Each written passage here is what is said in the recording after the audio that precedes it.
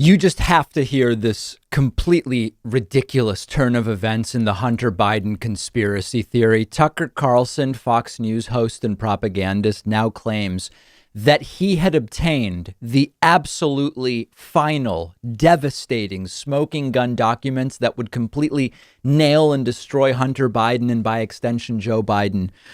But the documents were lost in the mail. Can you believe that? Check out Tucker Carlson explaining this. Then I'll catch you up on the details of everything that's going on here. There's always a lot going on that we don't have time to get to on the air, but there's something specific going on behind the scenes right now that we did feel we should tell you about. So on Monday of this week, we received from a source a collection of confidential documents related to the Biden family. We believe those documents are authentic, they're real, and they're damning. At the time we received them, my executive producer, Justin Wells, and I were in Los Angeles preparing to interview Tony Bobolinsky about the Biden's business dealings in China, Ukraine, and other countries. So we texted a producer in New York and we asked him to send those documents to us in LA, and he did that. So Monday afternoon of this week, he shipped those documents overnight to California with a large national carrier, a brand name company that we've used, you've used countless times with never a single problem. But the Biden documents never arrived in Los Angeles. Tuesday morning, we received word from the shipping company that our package had been opened and the contents were missing. The documents had disappeared. Now, to its credit, the company took this very seriously and immediately began a search. They traced the envelope from the moment our producers dropped it off in Manhattan on Monday all the way to 3:44 a.m. yesterday morning. That's when an employee at a sorting facility in another state noticed that our package was open and empty. Apparently, it had been opened. So the company's security team interviewed every one of its employees who touched the envelope we sent. They searched the plane and the trucks that carried it. They went through the office in New York where our producer dropped that package off. They combed the entire cavernous sorting facility.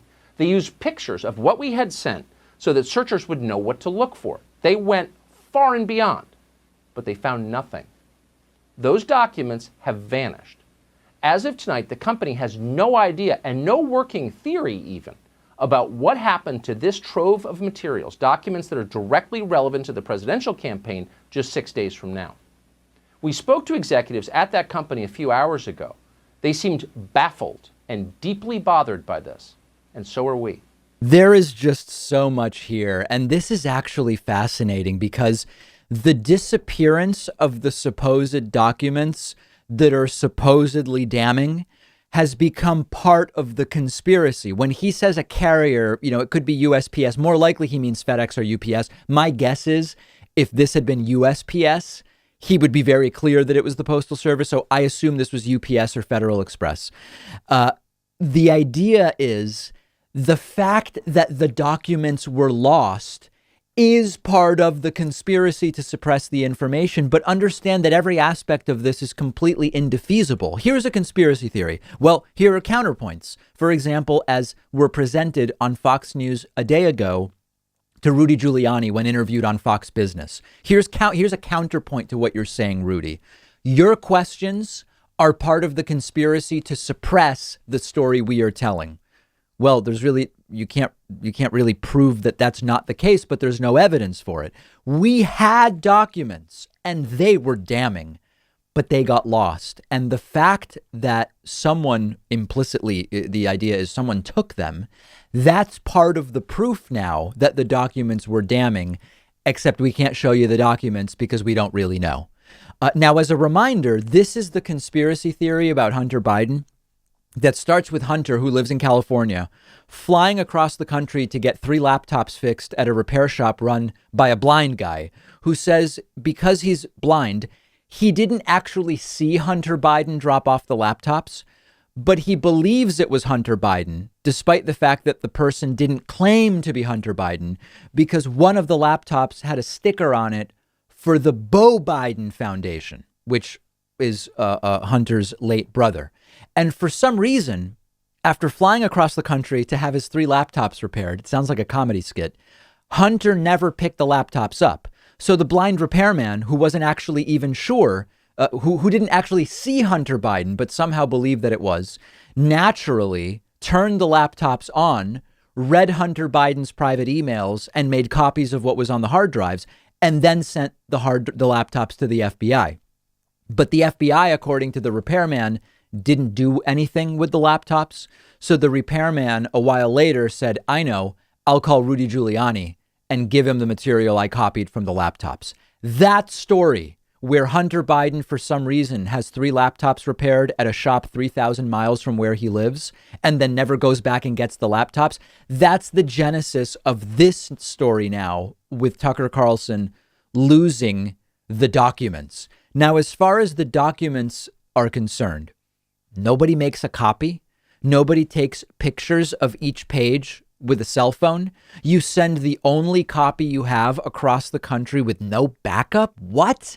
Does Fox think that their viewers are this stupid, where they're now at the dog ate my homework stage of the conspiracy theory? Honestly, guys, the proof was really damning, but we lost it, and you're just going to have to take our word for it. Does anybody also believe, by the way, that FedEx or UPS, a major carrier, launched, carried out, finished, and reported on a full investigation across multiple states in 24 hours? Does anybody believe that? Have you ever reported missing a book to FedEx or UPS? Do you have any idea how long it takes to do these investigations? Now, very important reminder here for everyone thinking Tucker wouldn't lie about this.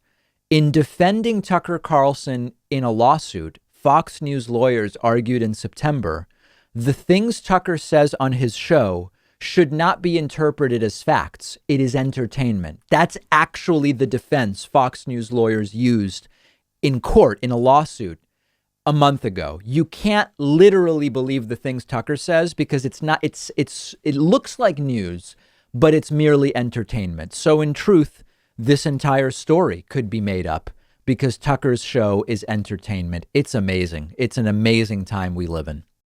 Real quick, I want to tell you about our sponsor, Magic Spoon, who have done something awesome. They've taken all of our favorite sugary childhood cereals that we know we shouldn't eat anymore and turned them into something you can actually feel good about eating as an adult. There's 4 flavors: cocoa, fruity, frosted, and blueberry.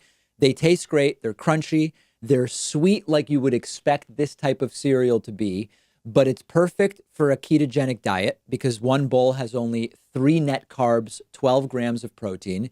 It's sugar-free, gluten-free, grain-free, soy-free. Once our team tried Magic Spoon for the first time, we actually ended up emailing Magic Spoon back and saying, can you send us more boxes? Send more samples. They've been a big hit with David Pakman Show staffers.